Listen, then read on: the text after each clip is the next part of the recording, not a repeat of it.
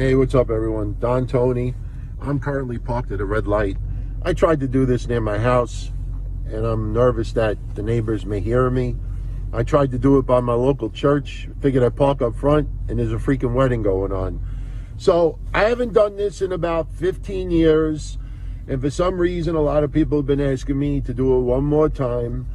But if you remember Gilbert Godfrey with the Aflac commercials, he used to do the Aflac duck.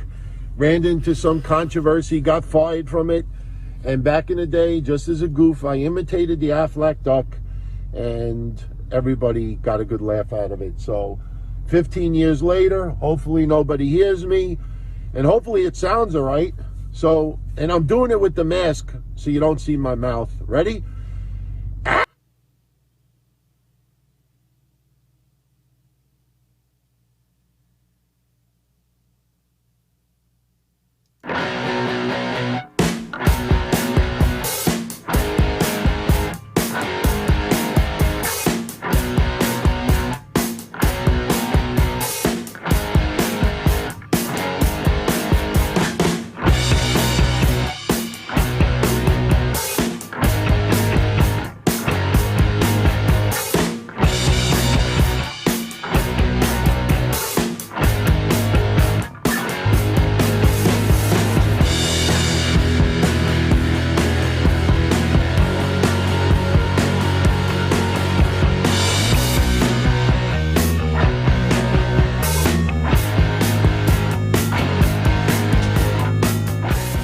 Good evening, everybody. What's going on, everybody?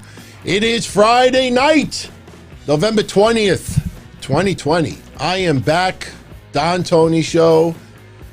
I tell you, this day has been one interesting day. I want to thank everybody for tuning in. You perverted minds out there. We're talking about my pen. I got the biggest pen in the room. Check it. I'm exhausted. I know a lot of people have been asking me. I didn't put it on social media, but we shared it through the videos. Bad news and good news. Good news is my dad does not have COVID. The bad news is he's got pneumonia.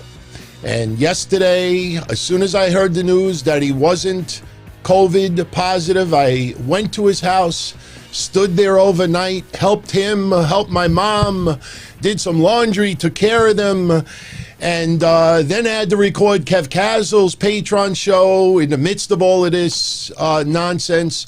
I got virtually no sleep.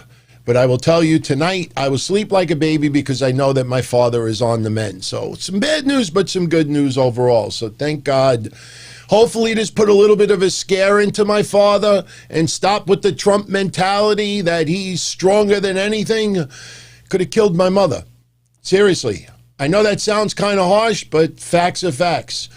So anyway, I know I say it all the time. I guarantee I will shut the electricity off if I'm not done by 11:30 tonight. Maybe 11:40 because we'll do about 90 minutes. Now, let me tell you something else that's going on. Anybody that has Windows knows that for the last couple of days there's been some very big Windows updates. Now, me, because I do 3 shows a week, I don't usually shut the computer down. I just put it to sleep, if you know what I'm talking about. So anyway, earlier today, I had the computer on and it installed all of these updates. And it just so happens one of my updates has to do with my network card. So right now, as far as the signal of, you know, the internet coming in, I'm only averaging about 30 megabytes a second when I usually average 300. Good news is the output is about 10 megabytes still. So I don't think we'll have any connection issues tonight, but just in case, you know in advance. Now, what I promised, and I did this happen on Wednesday, I don't think it was related, but if the video ever freezes for any reason, if the internet goes down or there's a freeze, I will just pause the show and I won't keep talking. I'll just wait until the connection comes back up and then we'll continue where we leave off. That's one good thing about the YouTube. It automatically pauses it, so you really don't miss anything. But tonight, we're going to talk Survivor Series. I'll give you my pay-per-view predictions. not trying to be a jerk, but didn't I tell you last week that Nattie will probably get on the team the third time around? Didn't I tell you last week that Bayley should be the fifth person and the captain of the team? Didn't I tell you that Otis was going to start an upward trend and should be on Team Survivor Series SmackDown? You know, you saw those early reports. By the way, am I in the Twilight Zone? How many websites yesterday and today with the big spoiler alert that Big E was going to be on Team SmackDown? Do these goofs understand that they want Big E to possibly win the Royal Rumble? And that is the Acme Insta feud. It's the instant feud. It's without building a storyline. So putting Big E on Team Smack, all of these exclusive. Did you see that the last 24 hours? Are you kidding me? I mean, it's almost as bad as everybody who ran to throw AEW under the bus because of a tweet. Did you see that? Now, I'm not going to comment about the guy. I don't know much about the guy. I know about his old tweets. I'm going to stay out of it. But because of a tweet, instead of maybe trying to get the truth, not realizing that this guy never worked for AEW, but worked for a video company, instead of getting people out there are desperate to feel relevant. And they don't bother. It's boring to do work. It's boring to find the facts. And you saw all those people yesterday looking for attention, looking for that catchy tweet. Look, everybody, I got 100 likes. Yeah, look, flex. So tonight, we're going to talk about Survivor Series. Let's see if my pay-per-view predictions are as accurate as what we've been talking about. We'll talk about SmackDown. As far as a go-home show, boy, I tell you, for the last 2 weeks, we've been talking about this, and I've been having some great combo with Mish on Mondays about this. The one thing that WWE just totally screwed up with this year's Survivor Series, and I think I'm starting to figure out why. Some of you may actually not like what I'm going to say, even though overall I think, you know, the whole segments are going to be awesome. But the one thing that has been lacking dearly is the chaos. The chaos. You know, this felt like a respectable confrontation this year. I mean, it wasn't that long ago, and I'm sorry if I'm repeating myself again, but it wasn't that long ago that Kurt Angle was on his walkie-talkie. It's on! It's on! Security! It's on! You don't end SmackDown with Raw and SmackDown all battling it out like, oh my God, there's chaos. Tune in Sunday! Ah! Oh man, this was so disappointing. But now I see why. I think WWE, and I'm going to stick with my original analysis, and for anybody that may not tune into the Monday shows, I'll repeat part of it here. I think this year's Survivor Series, yes, there'll be some competitive matches. Yes, there'll be some individual moments. But for the most part, I think WWE believes that everybody this year will remember Survivor Series mostly for Undertaker than anything else. And because Undertaker, because they're going to do this whole thing, you know, let's not push the matches too much, which is ridiculous, man. That's ridiculous. I mean, come on. You have an all-star team, whether it's baseball, basketball, or football, and you mean to tell me that because you want one or two all-stars to shine more than anybody else, you tell the other players, look, don't shoot too many hoops today, or don't swing for the fences. We want these two. What is that? Go balls out, balls out. This is part of the road to WrestleMania. Every little piece is a jigsaw puzzle. I mean, I tell you, I'm not lying when I say this. I'm not really looking forward too much for Survivor Series. I mean, look, I'm looking forward to it, but as far as individual matches, I'm sorry for saying this. Sasha Banks and Asuka, Seen it 10 times this year. Lashley versus Sami Zayn. Do we really care? Honestly? New Day versus Street Profits? Okay, a little bit.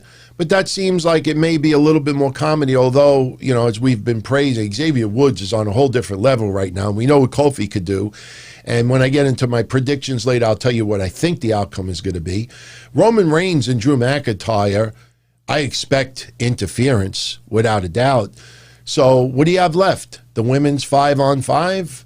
The men's 5-on-5?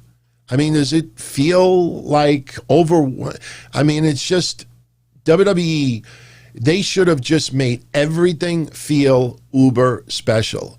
And The Undertaker is a special person.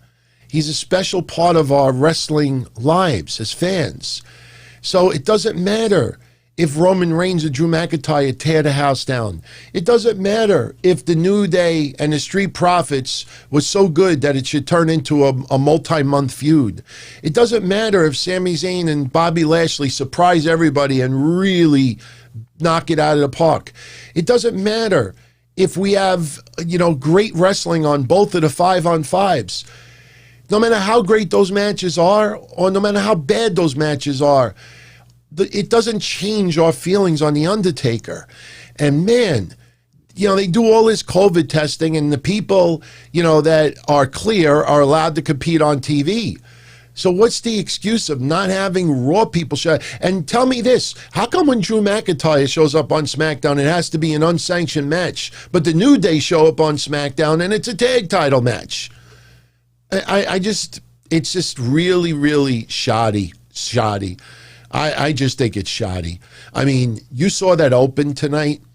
You know, you have the New Day show up and, you know, they're talking about the Street Profits saying they're going to be dead man. But, you know, oh, it's a little harsh. No, I'm segueing to The Undertaker, and everything today is about The Undertaker. Everything today is about The Undertaker. Everything today is about The Undertaker. And then they get interrupted by Sami Zayn. Why? And then they get interrupted by Baron Corbin. Okay, 2-on-2. And then they get interrupted by Robert Roode and Dolph Ziggler. See how I'm not even reading notes? That's how bullshit some of this was tonight. And now they go, oh, here comes a match. Oh, these are Street Profits music. There it is. Because we don't want the Street Profits or the New Day to be going into Survivor Series a little bit one-up on each other. So we'll just do an 8-man tag so they both win. It was so predictable. I mean, you could pretty much guarantee like every segment. What was that? I mean, it was a fun match. But for a lead-ins of a Survivor Series, come on, man. Come on. So, but anyway. So tonight I'm going to review the rest of Raw. I'll give you my Survivor Series predictions. We'll talk for a minute or two about Pro Wrestling Illustrated because I do have an update from Wednesday, and I want to give you just my quick 2 cents on that. We'll talk about a few other things. By the way, I don't know if they're sold out yet. But, you know, I can't help but to think of all the other WWE superstars. Now, I'll tell you why I think this is different. But be honest, everyone. Did anybody out there, as cool as it sounds, and even though you got to drop $1,000 to get Undertaker to do a cameo video for you, limited to 30 because of the Undertaker's 30th year, even though how cool that is, that the Undertaker is on Cameo, I mean, you know, I know Undertaker does care about the roster, but tell me, seriously, as cool as that is, tell me that's not just a huge diss from WWE to all of their roster that said you can't have a Twitch account. Now, the reason why it's different a little bit with The Undertaker is The Undertaker has a different type of contract. And you know what? He could very well be, you know, in the employee department of WWE. Ambassador, Legends contract, whatever you want to call it. But I tell you, just the perception of it, you know, just the overall view. I mean, you go on Cameo and you look up every WWE superstar, and every single one of their accounts Not available right now. Notify me when available. Notify me when available. Notify me when available. I don't care if The Undertaker is on his deathbed. I don't care if The Undertaker is celebrating his 60th birthday. I don't care if The Undertaker is celebrating 50 years in wrestling. I don't care. You know, he's a legend. He's one of my more favorite ones. Not on my top 10, but I absolutely loved his work, and I have so many memories of him. But, man, talk about doing this to the rest of the I'm not saying Undertaker did. I personally think Undertaker, and nobody's talked about this, but I will bet you any amount of money Undertaker takes virtually no money from this. I bet you Cameo gets their cut, WWE gets their cut, a cut's going to go to charity, and that's going to be, you watch. I bet you that's what it is. But, you know, when you look at this, and I'm saying to myself, man, I'm trying not to curse. I haven't cursed yet, but I got to do it once. What a big fuck you to the entire roster from WWE. You know, legend or not, I just think that is beyond disrespectful on WWE's part.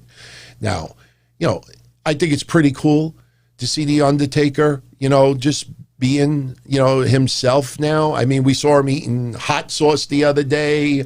I think People Magazine had photos of him out of his element. He did a TikTok video today, everybody. A TikTok video. By the way, I signed up on TikTok as well today. At Don Tony D. And a video later on is my first video on TikTok. Look, I'm not taking it seriously. It's just about having fun. You know, I just love all these people online that, you know, claim they're too cool for school, or they're tough this, or they're this, and they're too embarrassed to show you what they look like. Me, I laugh at myself. I take life, you know, as lighthearted as I possibly can. And I think that's why I laugh and I smile, and I think we praise as much as we can. And everybody else, they have to get tweets by shitting on everything. Not interested in that. But, you know, so Undertaker, what happened was the lights were off. You heard the music. Michelle McCool, the lights go on. Michelle McCool's wearing an Undertaker mask, and she rises up and she tries to do the rest in peace. Then all of a sudden the lights go on, and Undertaker is in the room, and he's something like, seriously? You know, seriously? And she's like, I thought it was good. And you had to see people like upset that The Undertaker is now on TikTok. The dead man is no more. We're going to talk about this on Monday, everyone. But even Snoop Dogg and The Undertaker are launching their own clothing. Look at that. Snoop Dogg and Undertaker. It's a doggy dog world. Rest in peace. It's a doggy. Yeah, we got to pay Undertaker to do Snoop Dogg. Now Undertaker has to rap some Snoop Dogg. Seriously. You know, I want him to do Gin and Juice, you know, because I don't think he'll do, I'll go 187 on a motherfucker. Nah, we're not going to go there. But, you know, we're not supposed to think that those, Men in Black, remember? Men in Black with the thing? We're not supposed to remember those songs. I'll go 187 on a mother. Gin and Juice. I never drank Gin and Juice, by the way. Never drank it. By the way, shout out to everybody who is live. Shout out to everybody on the archive. If you're enjoying the show, I'd appreciate it if you give it a like, get a little bit more exposure here on YouTube. By the way, I want to congratulate JD from New York. He got his partnership confirmed with Twitch. So me, I'm not messing around with Twitch right now. I'm still trying to break my cherry over here. You know, I mean, people are years and years and years invested on YouTube. I'm not even 10 months yet. So I know a lot of people are like, oh, why don't you go here? And why don't you go here? And you need to do this and you need to do that. In time, everybody, in time. I'd rather take it slow and methodically build it the right way and, you know, succeed at it than to just blow. You know, there's a lot of people out there who brag that they're podcasters. And then you tune into the show and they got 21 listeners, you know, so anybody could podcast, anybody could Twitch, anybody could do this stuff.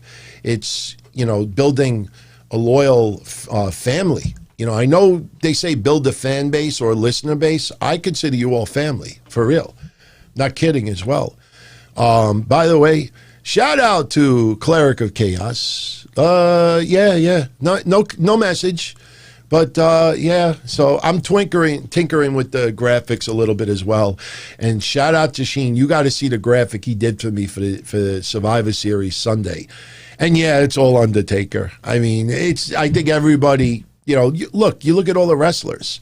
Everybody on the WWE roster has done an impersonation of Undertaker, a tribute of Undertaker, and that's a good thing. That's respect. That's respect. And he has earned it. And, I will repeat what I've been saying. I'm going to stick with it. I've gone this far with this. What I think is going to happen with The Undertaker.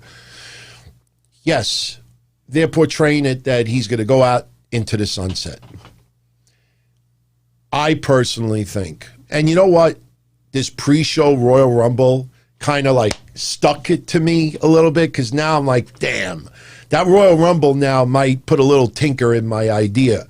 But, me, I have always looked at this way. And I promise I'll just give you the cliff notes of what I've been saying.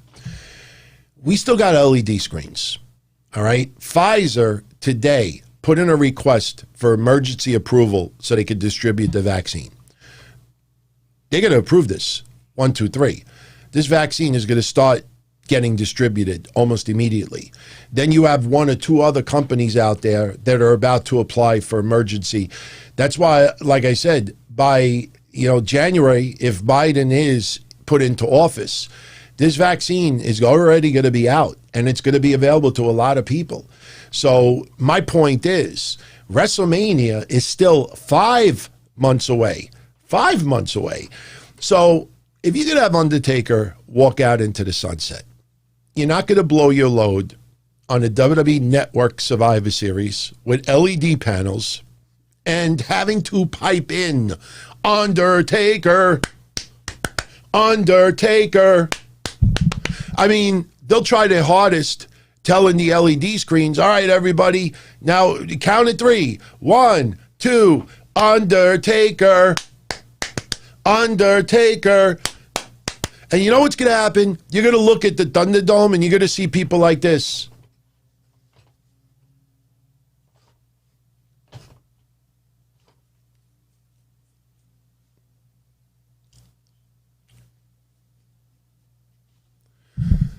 It's not going to match. It's not going to match. You do it at WrestleMania. 10,000 people there, 20,000 people there, live fans, merchandise. Everything is about 30th year. 30th year. Everything is about the 30th year. You feel it more like an anniversary of Survivor Series than The Undertaker.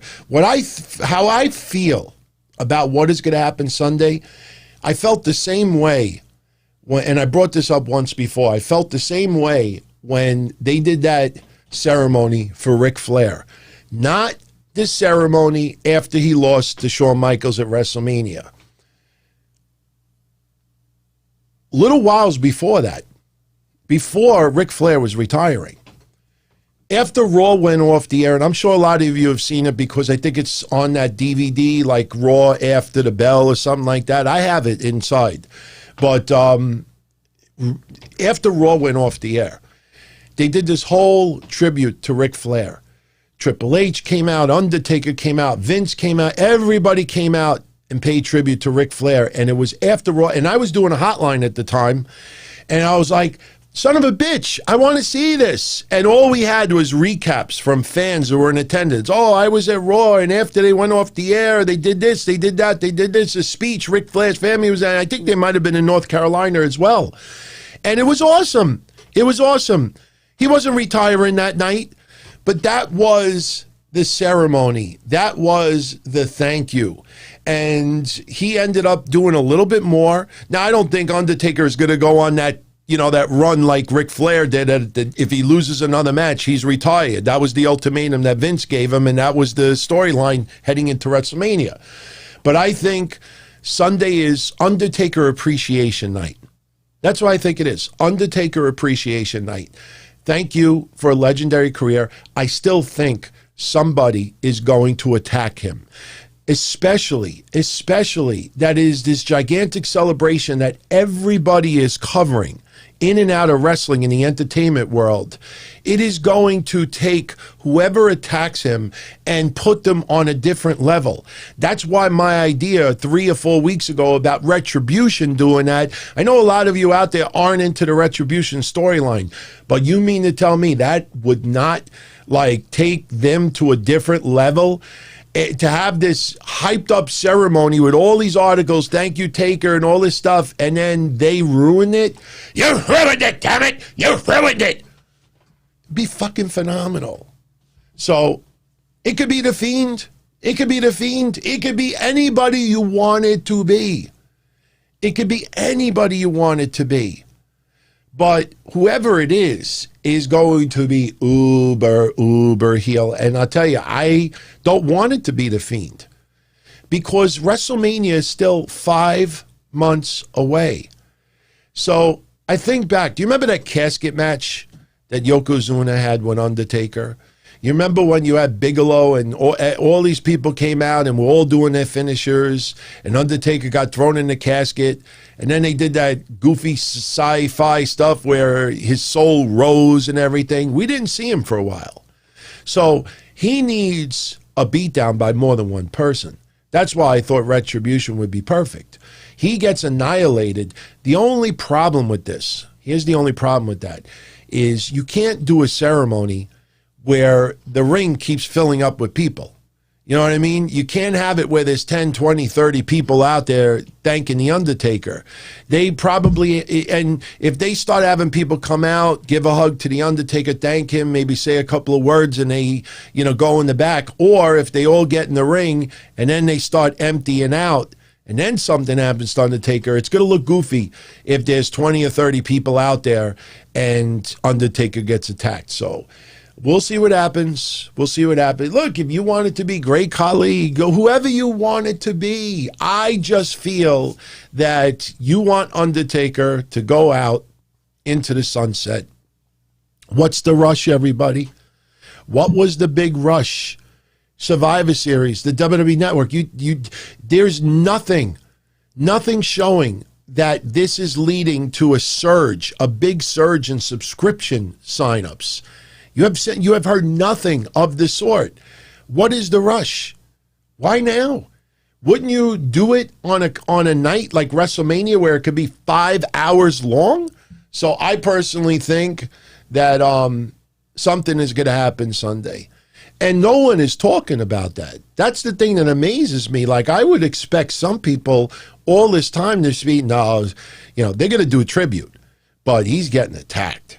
He's getting attacked. I don't know, man. Lars could do it. Lars is another one. You can pick whoever you want to pick. Whoever you want to pick. So we will see. Oh, yeah. Jody, my shirt. You like my pen, right? I got a big pen. My pen is huge. Sting, I think that ship has sailed. Let's be honest.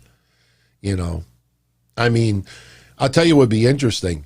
If Retribution did that to Undertaker, then maybe you have like 3 or 4 guys, with 3 guys with the Undertaker for WrestleMania. What if Undertaker teamed up with Kane, who he has a big history with, teams up with Sting, who everybody always wanted to see him do something with, maybe 1 additional person, and you have 4 on 4 with Retribution. You want to put Michelle McCool out there, have Michelle McCool go up against me and him.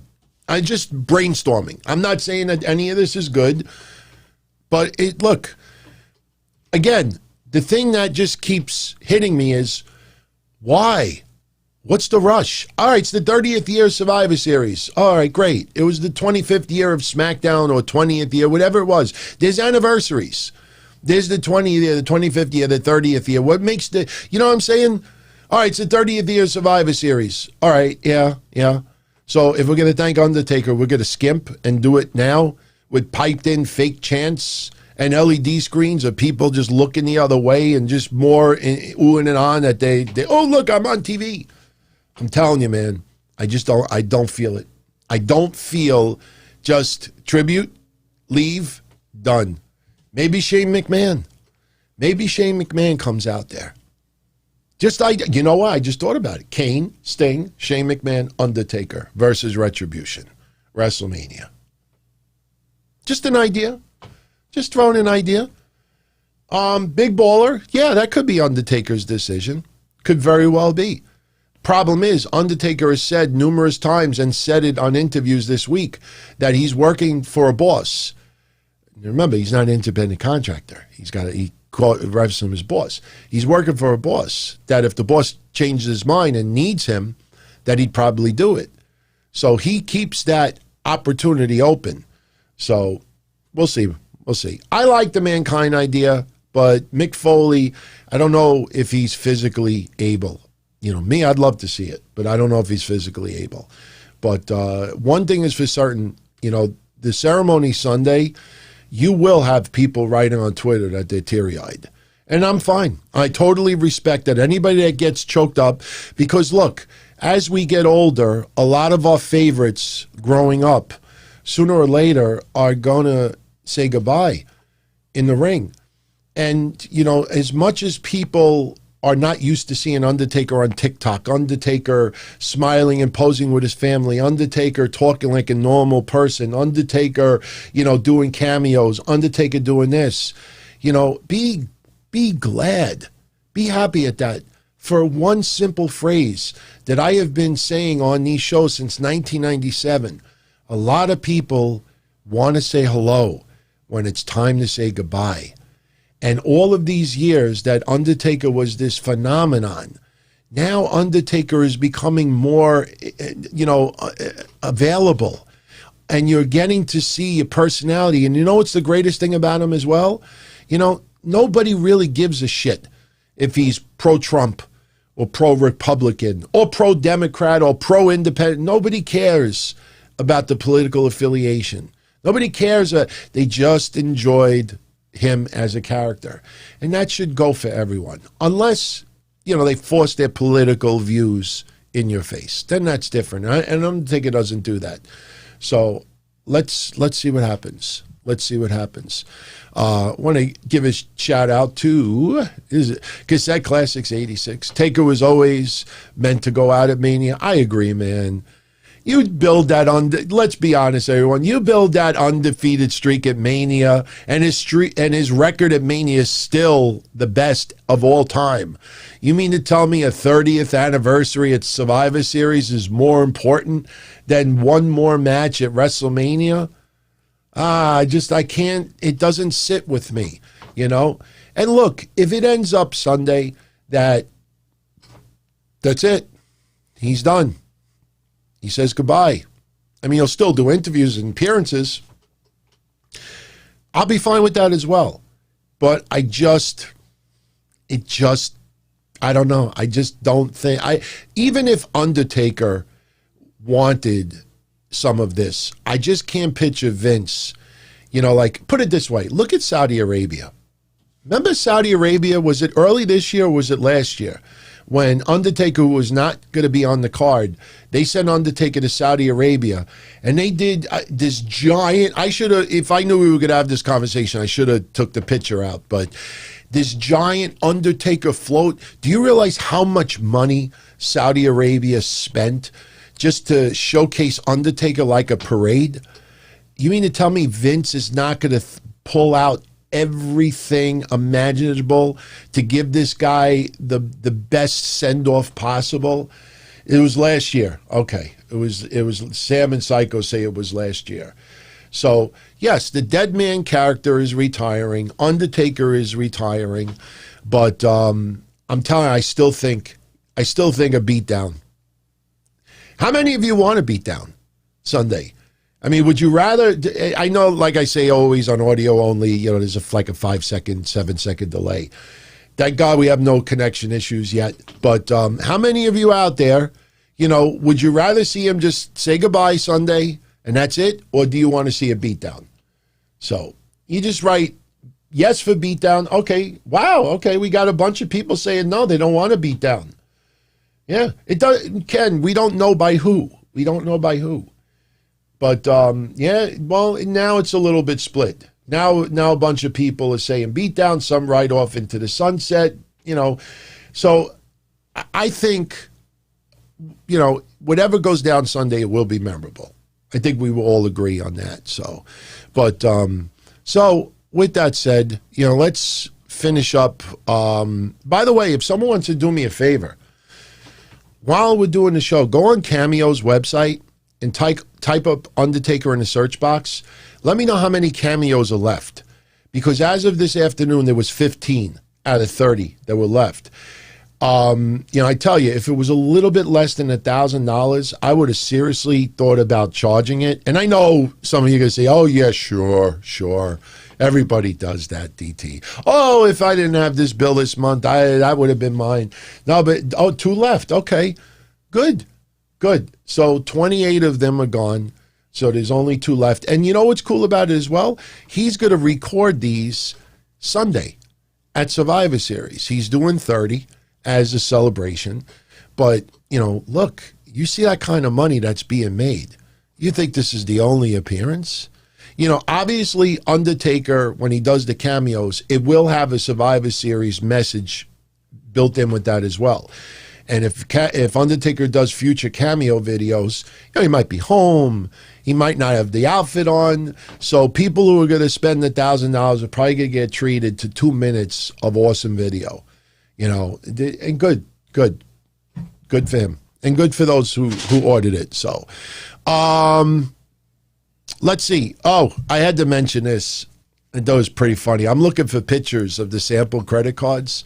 WWE and Credit One Bank have announced a multi-year partnership, and they're going to come out with credit cards with the superstars' likeness on there. Let me tell you something. Someone who's in insurance and finance, I don't know if any of you out there have Credit One Bank, but my experience with Credit One Bank, they are the drizzling shits. You couldn't give me one of their cards for free. Seriously, even if they said to me, Don Tony, we put your face on it and all this stuff, hell no. I never, ever like Credit One. Garbage. Absolute garbage.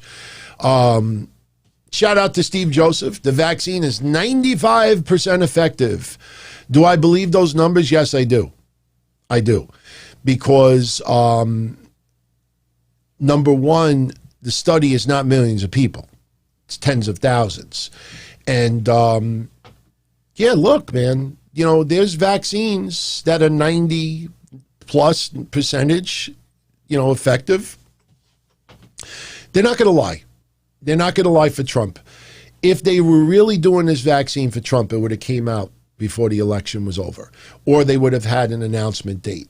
A lot of people thought when Pfizer made the announcement last week or the week before that it was over 90%, a lot of people were like, oh, yeah, you wait until after the freaking election to say that and everything. It's not political to them. It really isn't.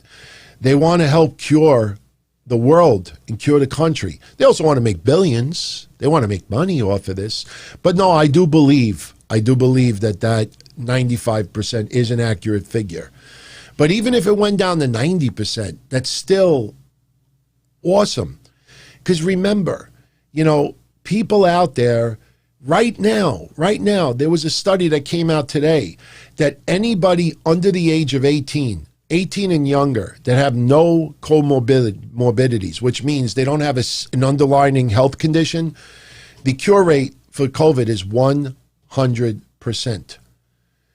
It's 100%. So the vaccine will prevent you from getting sick. But even if you happen to be one of the unlucky 10%, if you don't have any comorbidities, you will overcome this. I mean, there's much better odds of other things happening to you first. So, let's see what happens. We've gone this long, everyone. We could go a little bit longer. Everyone out there has struggled, and everyone out there, for the most part, has tried to find alternate ways to work and make money and take care of finances. But no matter what you did alternately, it's not meant to be a permanent. Excuse me.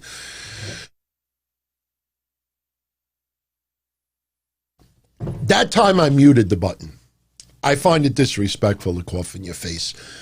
I have gotten 6 hours sleep the last 3 days. Tuesday morning, I got maybe like an hour and a half sleep, no joke. And Wednesday, I got, I think, 3 hours sleep. And then Thursday, ask Mish if I'm lying. Thursday, I was up at 5:45 in the morning yelling at Mish for a few things, that happened online about stuff. I was just bitching to him. And he was up. So if you remember Wednesday, the show ended late. By the time I put it online, it was about 2 in the morning. I didn't fall asleep till about 3:30, and I was up at 5:45 giving it to Mish a little bit. So I don't have COVID. Thank God I don't have COVID. Oh, I need to remind you all. Next Friday, I won't be here.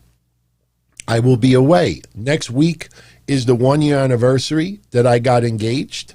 And because of COVID, we never had our engagement party. We never set a date. We never looked into anything. None of my family can celebrate with us. So to commemorate the 1-year anniversary, we're going to go to the scene of the crime. We're going to go back to where I proposed. We're going next Wednesday to next Monday. I should be back in time for that Monday's breakfast soup, but no show next Friday. But yes, there will be Wednesday Night Don-O-Mite. I will be doing that. We're not leaving until Thursday morning around 7 a.m. So, and thank you, Ken. Thank you. Yeah, who's that? You like my pen? Big pen. Big pen. My pen is huge. You dirty mind. By the way, what is it with everybody in wanting the impersonations? 15 years ago when I was doing the Minority Report, that's when the Affleck commercials used to come out with the duck, and he used to scream at the top of his lungs, Affleck. And I just yelled out one time on one of the shows, and everybody is like, oh my God, that sounds hilarious. It's like spot on, spot on. Then Gilbert Gottfried got canned from doing it, and they were looking for someone else. And at that time, I swear to you, there were people that were telling me, Anthony, because I wasn't DT yet, they're like, Anthony, please, you got to send. And I was like, I don't, come on, really? I mean, it's just like, I'm not going to give up my business and all this other stuff to work. What happens if the duck gets outdated and then they don't use the duck anymore? Then I got to start from scratch. So for the last 15 years, I haven't done the impersonation. I have people that live upstairs. I had no idea when I was doing those old shows that I was right underneath their bedroom, and they used to hear everything. And when I'm by myself, I don't sit at home and just, out of boredom, just go, So I never did it. So a few of you sent me super chats last week telling me to do the duck again. And I don't want to do it late at night over here. So as you saw at the beginning of the show today, I teased it. And I cut it off. Now, I originally wasn't going to tease it on Twitter, but the reason why I did was when I recorded that, I'm not going to lie, I thought it sucked. I thought it was terrible. I couldn't get the high pitch, and my throat was a little bit raspy from earlier this week. And I was like, man, this really, really sucks. What am I going to do? Because I don't want to lay anybody down. So today, I had the old Lincoln out, and I was driving. And if you look at the video again, you'll see weeds on the left side of me. There was like virtually no houses around. And I felt pretty good this morning. I had a cup of coffee right before, and I was like, you know what? Fuck it. And I took the phone, and I went like this. And I cranked the music up. I took the mask off because I realized it did look a little goofy. I didn't want people to see my voice, my mouth, because when I do impersonations, I kind of look ridiculous. But I did it. It was okay. It was okay. But for some reason, a lot of you out there wanted to see it. So let's get this shit out of the way. All right. You wanted me to do the Affleck duck one more time. Yeah, the Muttley. I could do the Muttley. If I still smoked and had emphysema, it would be 10 times better. But you see, you got to do it like Muttley. I think that's why I do this. Because Muttley, when he laughed, he would put his shoulders. He'd be like... Anyway, here you go. No ads, because of the music. So I...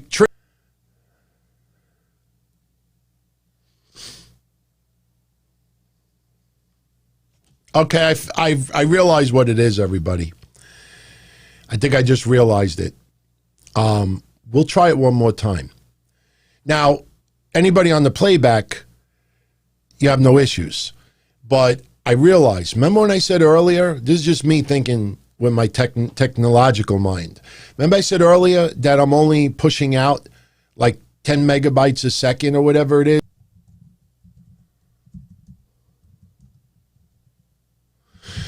Okay, you know what I think it was, everybody? I think we'll be good now.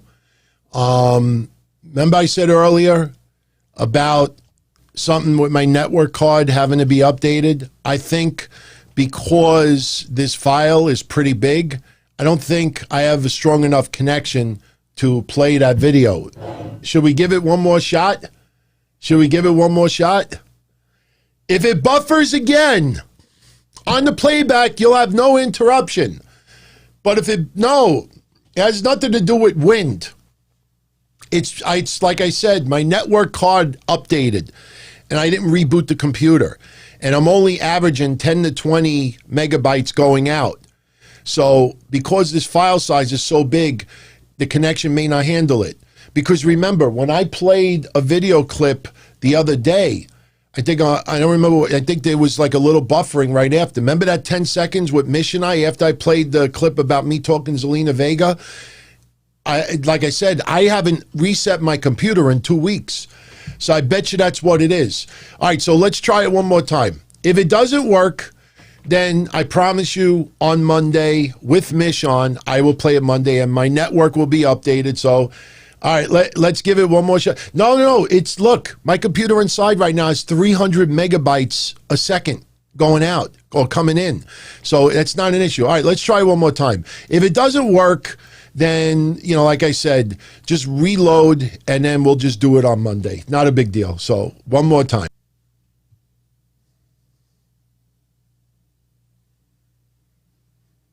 Do you know I've been nodding my head like this the whole time? So when connection came back, be like, sorry, everybody. Yeah, so we'll do it Monday. We'll do it Monday. The first one I had no issues with. Yeah, we got to do it Monday. Or, look, if you want a little sample, go to my Twitter, at Don Tony D. You could see it there. But you see, this is what I mean. And we're not going to get all sidetracked right now, but this is what I mean when I say, when you do your shows, you need to know how to do everything yourself.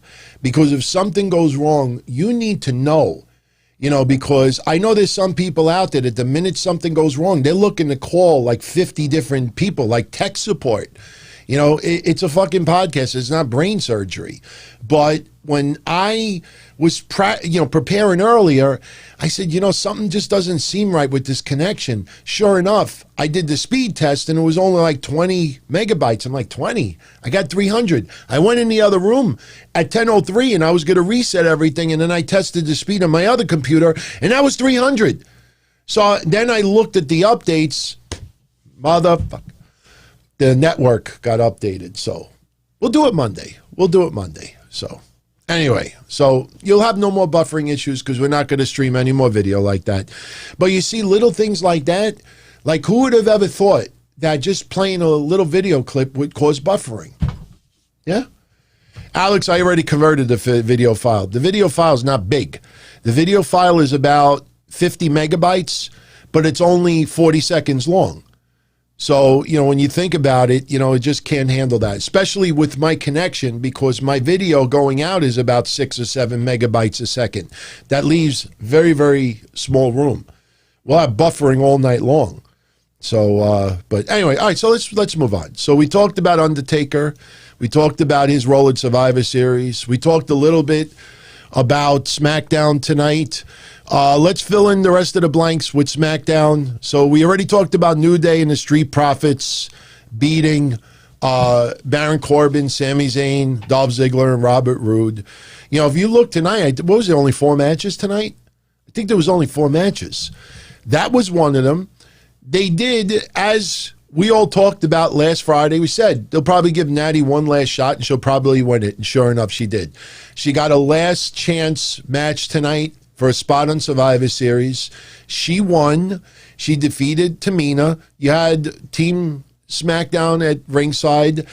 And you have Bayley at ringside. And Bayley is not only on the team, she is the captain. We all talked about that last week. That's what we wanted. You got to put Bayley on Survivor Series. She doesn't have to interact with Sasha Banks, but she's got to be on Team SmackDown, and that's what we got. Benjamin, they think it's a storyline that Nattie gets 3 shots. You know, that's, I don't know, man. I don't like that. That's futile. You know, it's not like baseball. If you get a hit 3 out of 10 times, you're a Hall of Famer. You know, she lost 2 out of the 3 matches, and she won this one. And, you know, not for nothing. You know, if you're going to do that storyline on Raw where Lana, you know, is the weak link and she keeps losing, and you see all Team SmackDown there and they have their hands up in the air and they're all happy and everything, and, you know, they're all smiling. Yeah. I would have been all over Nattie in storyline, like, Nattie, don't brag. Nattie, you've been losing almost every match. What are you talking about? And you know what this is going to do? You see it already. We're going to get that quick confrontation of Nattie and Lana.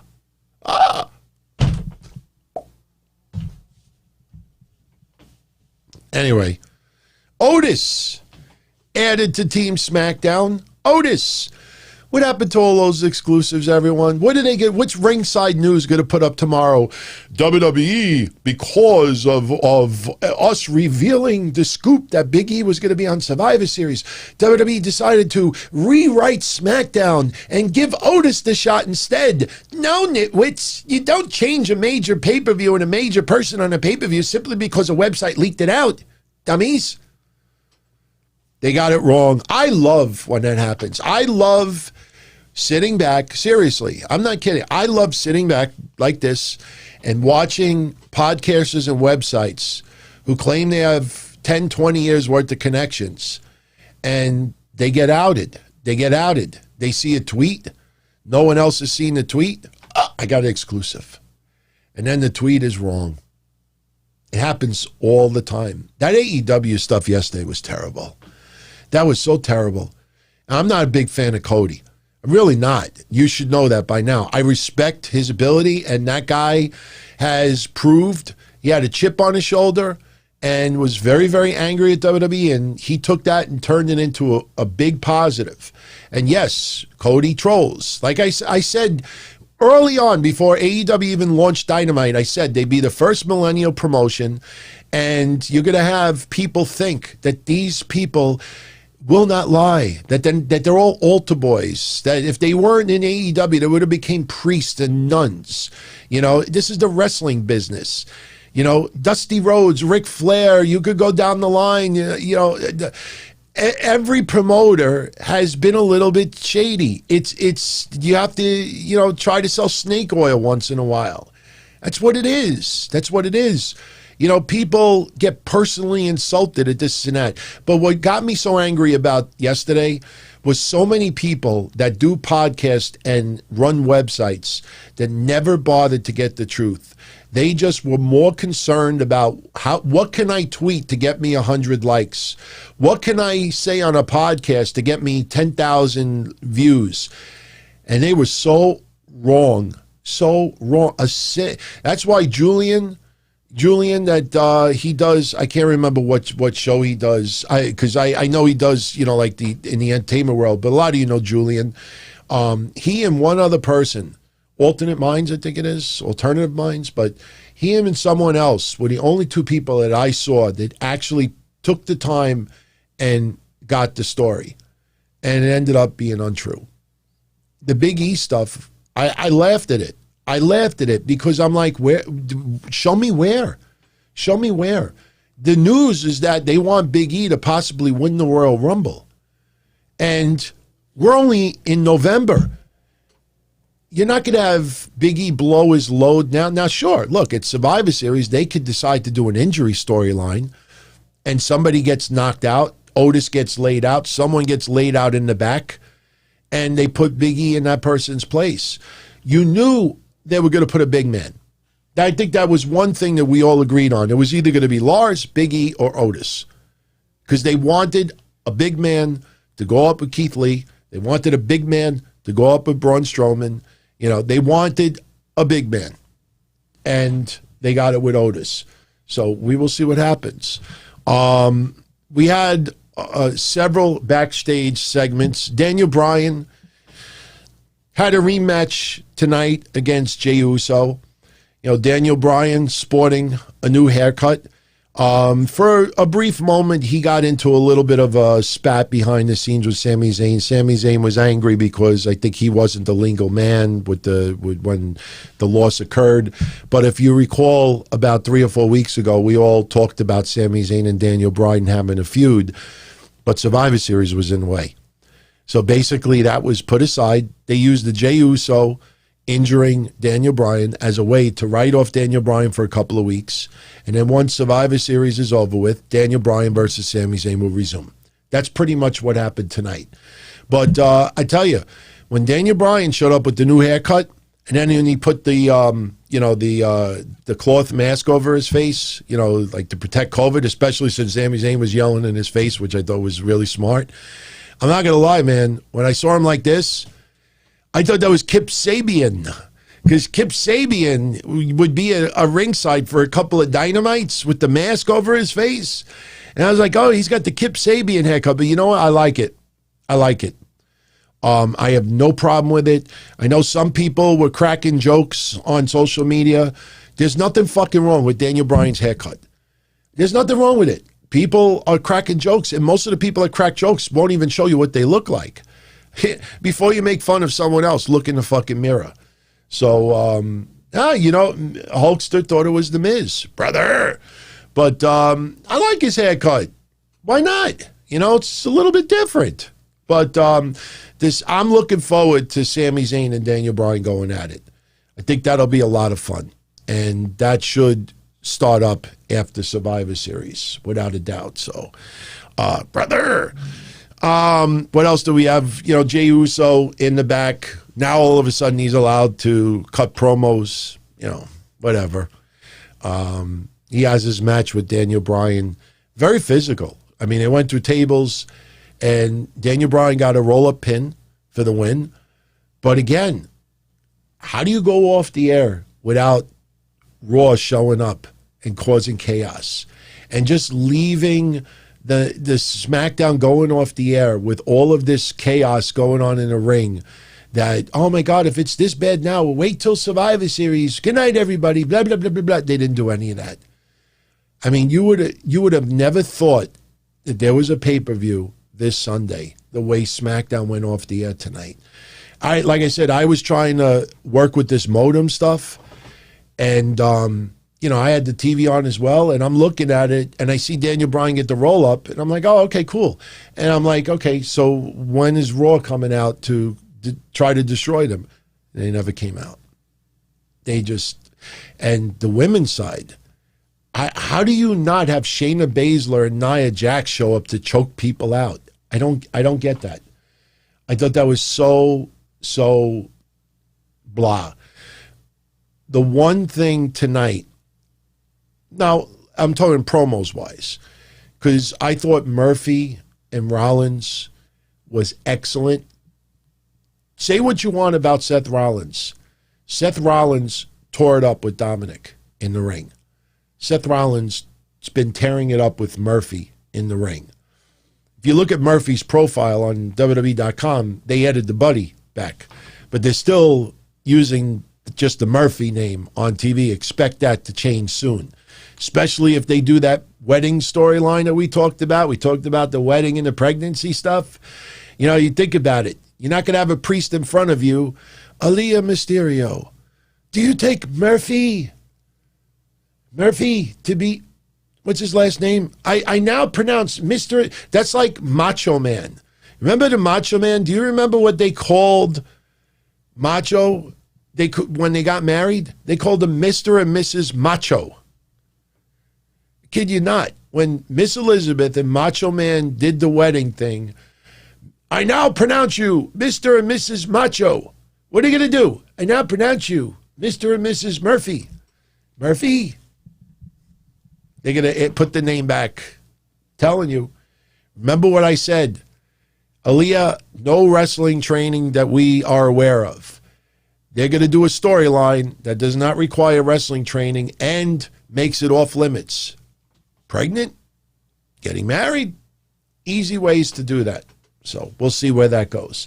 By the way, the photos of Becky Lynch that came out with Seth Rollins that are just beautiful. I mean, my God, some of those photos you would not have even thought that was Becky Lynch. You know, because she's got, you know, her outfit, her makeup, the way they do her hair. You see her outside, you're like, damn. I mean, but we're going to talk about that on Monday. I got to leave some convo for Mish and I to have on Monday. So, you know, we're going to talk about the fallout from Survivor Series. We'll talk about Raw, some wrestling news. We'll talk about those photos and a few other things as well. But, you know, the Murphy-Seth Rollins match, I don't understand the reports going around that WWE scrapped, like, the storyline to take Seth Rollins off of TV. I mean, Becky's stomach right now is like this. I mean, he's going to be taking off TV. You remember my idea last week? Remember, I similar to Mr. Perfect and Ric Flair 1993 Raw. You would have, if you remember what I said last week, Seth Rollins loses to Murphy this week on Raw, SmackDown, and then maybe next week, which will be after Survivor Series, maybe something happens at Survivor Series where Rollins gets attacked by Murphy, and then next SmackDown, they do a loser leaves SmackDown match. Doesn't mean that Seth Rollins has to be gone forever, but that's similar to what they did with Perfect and Ric Flair in 1993. If you might remember what I said that last Friday, I still think it's going to happen. So you'll probably see them go at it a little bit more, and Seth Rollins will be so frustrated that he'll put his career on the line. He will lose, and then he will take his time off, not only for the birth of his child, but also to stay with Becky Lynch for a little while, which is totally understandable. So we'll talk about that a little bit more on Monday. No, I'm not talking about the class action lawsuit tonight. I got to get all those specs.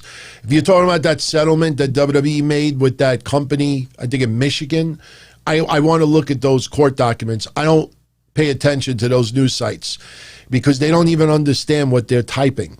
You know, look at all the stuff with Zelina Vega. Oh, I wrote the quote down. What was the quote? Here's the quote.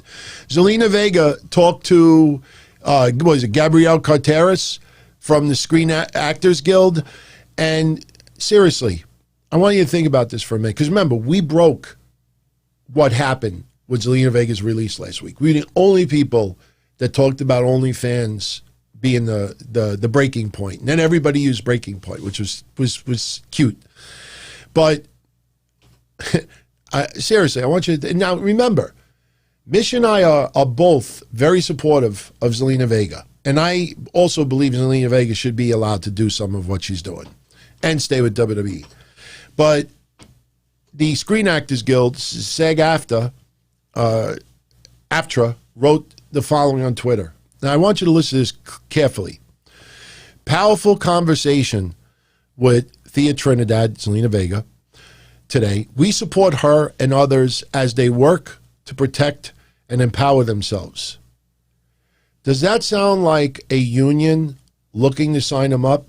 Or does that just sound like, hey, everybody, you know, keep me in your thoughts and your prayers. Oh, we give you all our support.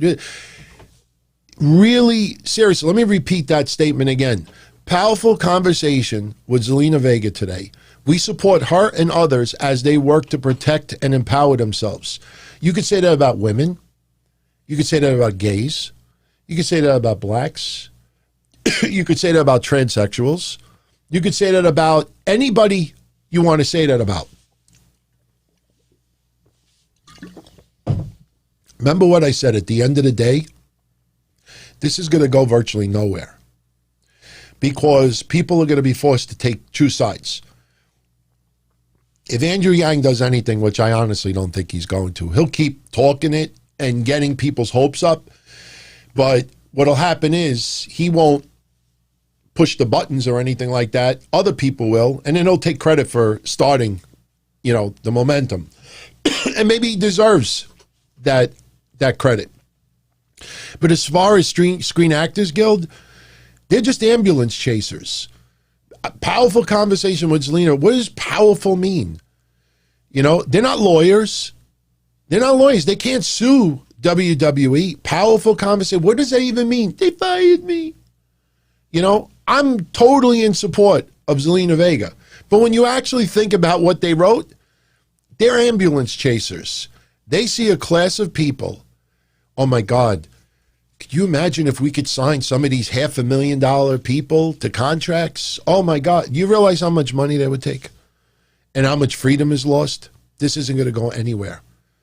You will not see wrestlers in droves go to the Screen Actors Guild. Like I said, and you will not hear any other podcast do this. I said it last week. I'll say it again now, and I'll continue saying it because it's probably the most glaring thing in them all.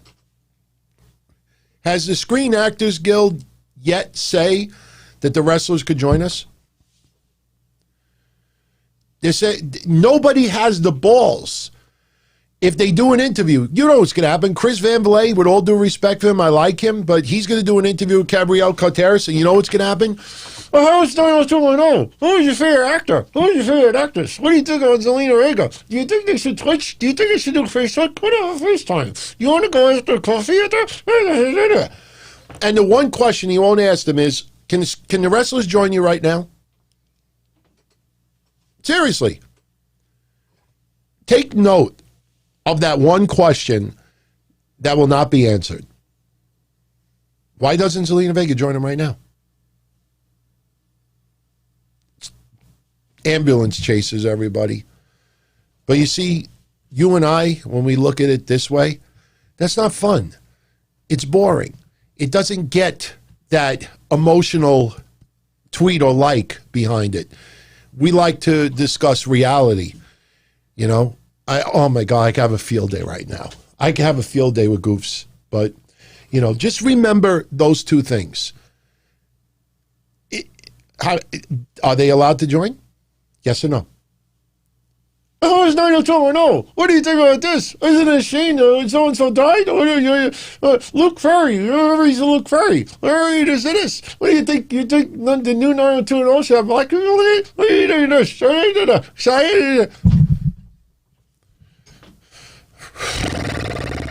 Stupid. Anyway, before we do the predictions, let's do ratings. AEW NXT. I came close. I was 29,000 off by AEW, and I was off 30,000 by NXT. My predictions last week was 819 for AEW. They actually did 850. And I said NXT would do 608. They did 638. But if you look at what I said again, I said that AEW would beat NXT by 211,000 viewers. My predictions was 819 to 608. AEW would win by 211,000 viewers. They won by 212,000 viewers. I was off by 1,000. I just thought those were reasonable numbers, but I tell you, for all of you like the quarter hours, this week's numbers are very interesting. And I don't just say that to hype it up, or I don't clickbait, especially the NXT numbers. When I get to them, very interesting of what you're going to see as far as the trend. I mean, it just, the whole night, this pretty much was the whole night for NXT for each quarter. That's what it was. AEW, it was like this. Actually, AEW went like this. So, yeah, when I got into it, AEW did this with their rating, and NXT went like this. All right, let's do it. AEW, hour number one, 850,000 viewers. Oh, excuse me. I take that back. Hour number one, 890,000 viewers. Hour two, 810,000 viewers for a composite of 850. So they did 850,000 viewers. Is that right? 850? Hold on. Let me just double check that. Yeah, 850. Their opening quarter, Top Flight versus the Young Bucks, did 975,000 viewers. Remember when I said on Wednesday, you know, even though Top Flight obviously, you know, have a lot more work to do, just imagine just the pressure being 19 and 21 years old, and you had the biggest rating of the night. And yes, the Young Bucks are responsible for that, but, you know, imagine the nerves, their nervousness of getting that big of an opportunity. So pretty cool, absolutely cool. But I will say this, you remember that 975 number to open up AEW? By the end of the night, because you could be surprised. You could be very surprised. So the first quarter hour, 975,000. Quarter two, which was part one of the Inner Circle in Las Vegas, that teaser, the Director X video, and the promo by Jon Moxley where he revealed that him and Renee are expecting, the rating dropped from 975,000 to 882,000, a 93,000 viewership drop. If you think that's 93,000 viewers that left AEW, decided to go watch NXT, because NXT's second quarter went down 42,000 viewers. What I think happened, honestly, is I think that people, and I'm not trying to be a jerk, but I think people that were tuning in to TNT before AEW started, when their show went off the air, they were probably eating dinner, doing dishes, taking a shower, getting stuff ready for work. They walk into their room. Oh, we forgot to change the channel, honey. And I think that they turned AEW off, because that'd be very interesting for AEW fans to turn off the first half of the Inner Circle stuff, the Director X video that everybody's raving about, and Moxley's promo. So I think that was the case. But so they dropped 93,000 viewers. Quarter three, Orange Cassidy versus Kip Sabian dropped another 70,000 viewers to 812,000. Again, sorry, Kip, but as I keep bringing up week after week after week after week, his numbers suck. His numbers suck. It doesn't matter who he's in the ring with. You know, maybe they should put him in the ring with Cody. I'm not joking, and see what kind of number he could get. Or put the Young Bucks versus Kip and Miro, just to see where it goes. Quarter four, which was the contract signing that was supposed to be with Kenny Omega and Jon Moxley. Jon Moxley getting attacked in the back, and then Jade injuring Brandy Rhodes, and Brandy's too cool to cry, you know, for pain. And the part two of the Inner Circle segment, that jumped 80,000 viewers to 892,000. If you're going to say to me that the fans left NXT to go watch AEW, not the case either, because that same quarter, NXT only went down about 10,000 viewers. So fans tuned in to see those segments.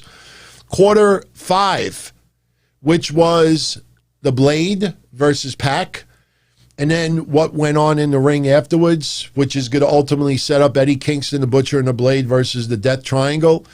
That rating jumped up slightly to 895,000 viewers, a 3,000 viewership increase. Thunder Rosa versus Serena Deeb dropped 95,000 viewers to 800,000. If you're going to say to me that they left that match to go watch NXT, not the case, because the same quarter for NXT also dropped 13,000 viewers. So they weren't. There's only one quarter that you can honestly say that fans likely went from AEW to NXT, and I'll get to that soon. So Thunder Rosa versus Serena Deeb did 800,000 viewers. The end of that match, and then the incident with Britt Baker and Thunder Rosa, that increased slightly to 823,000 viewers. And then the main event, Cody and Darby Allin versus Brian Cage and Ricky Starks. The main event only did 722,000 viewers. 101,000 viewership drop. If you also include the first half of the Thunder Rosa Serena Deeb match, they lost almost 170,000 viewers in the final 30 minutes of their show. It's a big deal. That is a big deal. And a Cody match did the worst rating of the night. So I'm just bringing that out. So just to summarize, for the 8 quarters, we always do this. 850 is the starting point. 975, 882, 812, 892, 895, 800, 823, 722. Remember? That's what they did. Up, down, down. Like the Xavier, up, down, up, down. NXT's numbers are fascinating. Their rating is almost identical to last week, but the viewership was totally different this week as far as ratings go. Check this out. You're gonna appreciate this. NXT hour one. What did I say? Hour none. Hour one, 649,000 viewers. Hour two, 626,000 viewers for a composite of 638,000 viewers. Their opening quarter of Johnny Gargano versus Leon Ruff was at 692,000 viewers. That was the highest viewership of the entire night. I don't know if anybody was still watching USA Network and decided to tune it off, but that was their highest rating of the night. The Cameron Grimes, Dexter Lumis fiasco, the Shotzi Blackheart promo, and the very beginning of Candice LeRae and Indy Hartwell versus Casey Catanzaro and Kaden Carter dropped to 643,000 viewers, which was a drop of 49,000. The ending of that match and the match between Arturo Ruas and Kushida dropped just slightly, another 5,000 viewership drop to 638,000. The beginning of Dakota Kai and Raquel Gonzalez versus Toni Storm and Ember Moon, the first half of that match, that dropped even further. That went down another 16,000 viewers to 622,000. The ending of that match, and then the match with Timothy Thatcher and August Gray, that dropped 6,000 viewers to 616. See where it's going? Then the confrontation with Timothy Thatcher and Tommaso Ciampa. Then the three-way brawl with Leon Ruff, Johnny Gargano, and Damian Priest. That dropped 13,000 viewers to 603. The seventh quarter, which was the segment with William Regal and Leon Ruff in the back, and then William Regal with Boa at Boa's house, and then the first part of Rhea Ripley versus Io Shirai, that increased slightly with 5,000 viewers, and that increase only happened at the latter part of that quarter. And the main event, Io Shirai versus Rhea Ripley. Remember, the Finn Balor stuff was mostly overrun, so you really don't include that. But the Io Shirai versus Rhea Ripley match went up 67,000 viewers to 675,000. So when you look back at this, the last quarter of AEW dropped 100,000 viewers. NXT increased 72,000 at that same time. It is the only time during the night that you saw a steep drop on one side and a steep increase on the other.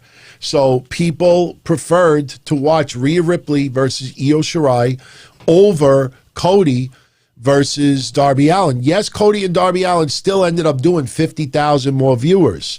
But when you look at the overall scope, the main event match for AEW was 250,000 viewer drop than what they opened with.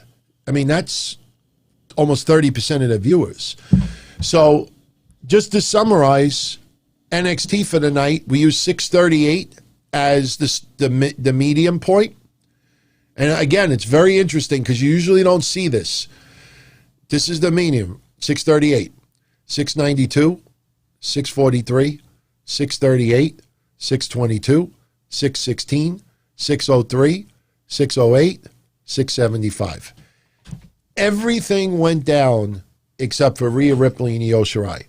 I know people are very passionate about women's wrestling in AEW, And I know Britt Baker means well when she says, oh, if you really support us, don't change the channel. One thing you can say about NXT that you really, even the diehard AEW fans can't dispute this, is that fans, maybe not as much as AEW, but as far as NXT fans go, that there's been many times where the women have drawn the biggest number of the night, the biggest increases of the night.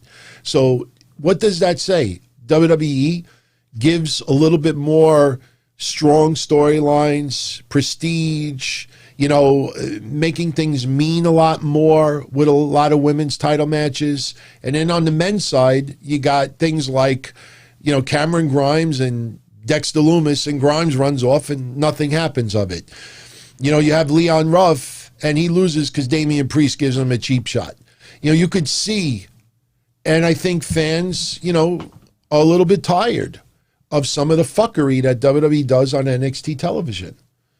So there you go. So that's your ratings for this week. I gotta praise big time that promo that Drew McIntyre and Roman Reigns cut on each other tonight. I thought it was the best part of SmackDown, even though I'm starting to think that their match is going to end up with some type of a clusterfuck finish. One of my friends, Aaron Kloss, came up with a scenario which I tweaked a little bit, that, what if something happens to Drew McIntyre and Miz tries to cash it in, and then Sheamus shows up and prevents Miz from cashing in or makes Miz unsuccessful, and then Sheamus turns on Drew McIntyre and that starts their feud. I like that. That's not a bad idea. You just don't feel, when we get to predictions, you'll understand why I say this, but you just don't feel there's any way that Roman Reigns is losing clean. It just wouldn't make sense. But tonight, they did a contract signing. I don't know. Do we see contract signings for the others? I don't know. But Roman Reigns trying to get in Drew McIntyre's head, calling him the secondary champion. Drew McIntyre is telling him we're going to go to War Sunday. But Roman Reigns, look, obviously a lot of these lines are fed to him, but he executed them perfectly. He says, he's like, look at you. You only get the title when I'm busy. Roman Reigns is busy right now, so we'll put the title on Drew McIntyre. I thought that was hilarious. He talks about himself being the champion, the face of the WWE, the head of the table. And they even did something tonight that we used to do with my dad. Nobody would sit at the dinner table until my father sat down. That was something that we did for a very, very long time.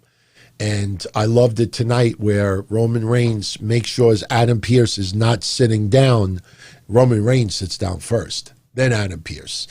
That happens in different households. It happened in my household for sure. And we weren't like, oh, are you kidding me? No, we did it because we wanted to do it. But, the best part is when Roman Reigns told him that, one day you'll be the head of the WWE. And you'll go back and look at these days and you'll thank me for it. And you'll love me for it. And I love you back. And he said that, Drew, no matter what, you'll always be my favorite number 2. I mean, and if you remember Monday, when they recapped what happened last week on SmackDown, they did not include the part where Roman Reigns said, nobody tunes in on Mondays. They tune in to see Friday to see the tribal chief. So that, I think, works out really well. The only problem with it is that Roman Reigns' character right now is so Teflon that you want Roman Reigns to eat his words. Like you keep calling Drew McIntyre a number 2. You know what's going to happen? You're going to get goofs on social media. They're going to be like, yeah, he's right. He's right. He is a number 2. That's not what you're trying to do. You're trying to elevate people. You're trying to legitimize their reigns. You're trying to make the road a little bit easier. And remember, everyone, this is entertainment. This is not real life. So when Roman Reigns calls Drew McIntyre a secondary champion, you know, these people that go, you know, I mean, I'm not kidding. I have to shut my thing off for this because I don't want my screen to get all fucked up. But could you just picture some people at home with their big bellies? They're like this. And then Roman Reigns is like, no matter what, Drew, you'll always be a secondary champion.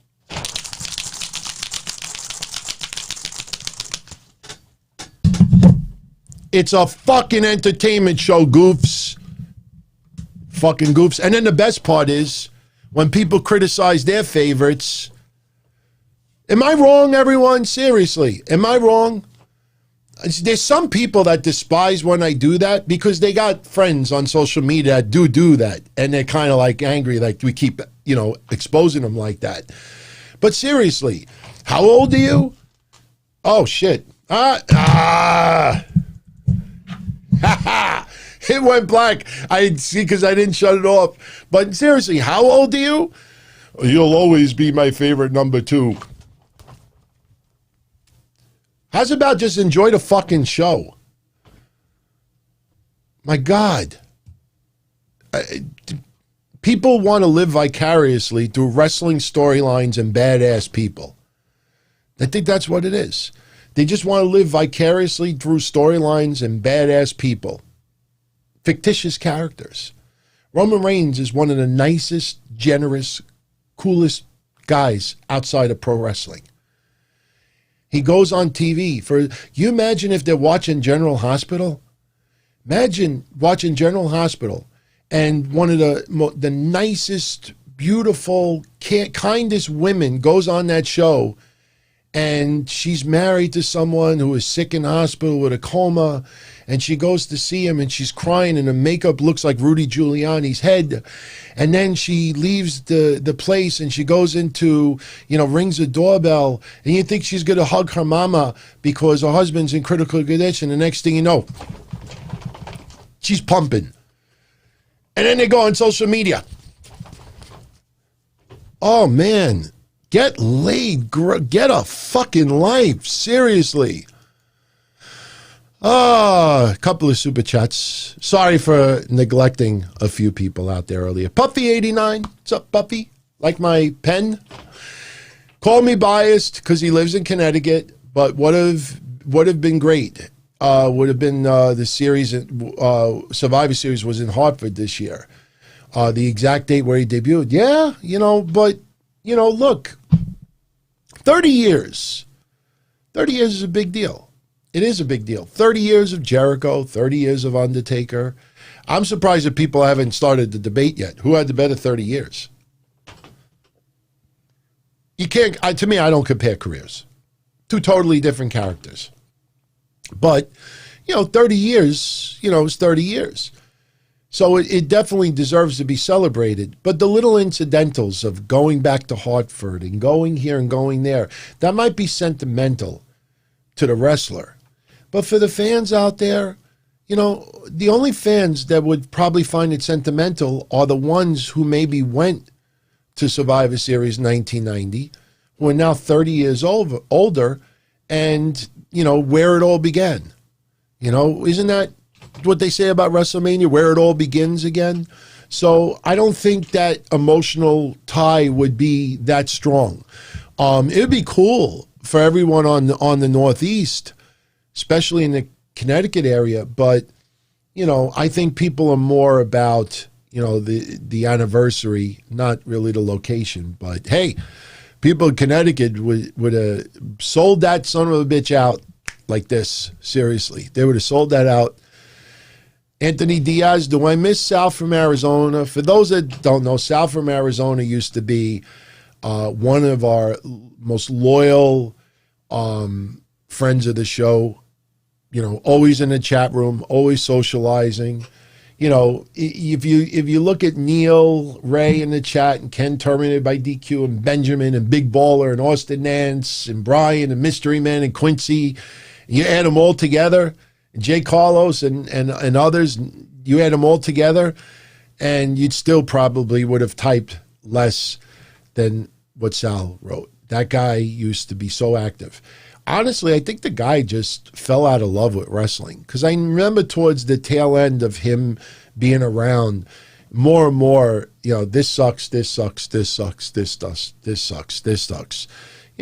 People fall out of love with wrestling. I luckily have not. If something sucks, I try to find something that doesn't.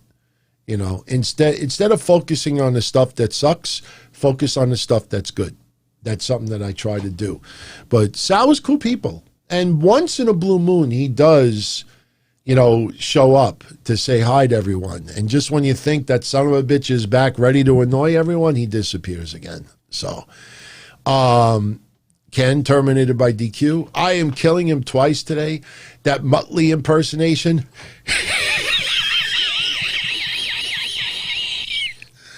It's the last part that's the hardest, because you have to have virtually no air left in your lungs. And for anyone out there that's never seen it, go on YouTube.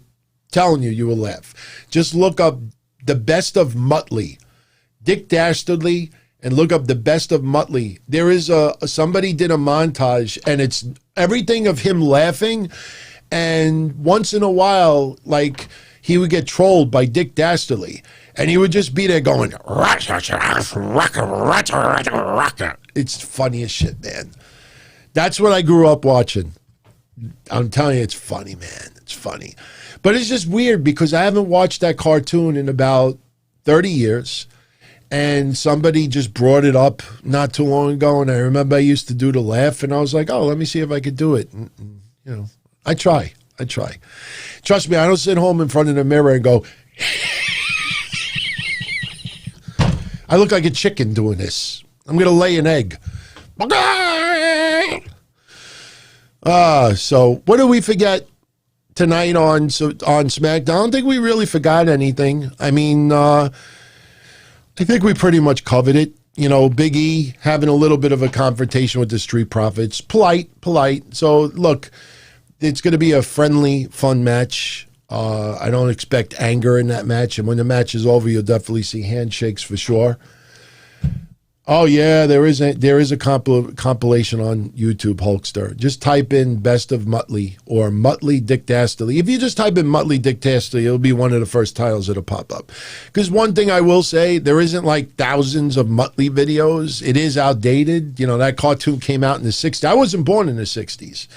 But, I grew up as a kid in the 70s. So I was young enough and I would watch it. Wacky Racers, I think they used to do. So Kermit the Frog. Wow, I don't know if I could do it like that. I usually have to practice it a couple of times. Kermit the Frog here. I used to be able to do Miss Piggy too. See, I can't do it right now. I have to get really, really high. But yeah, I could do. I really can.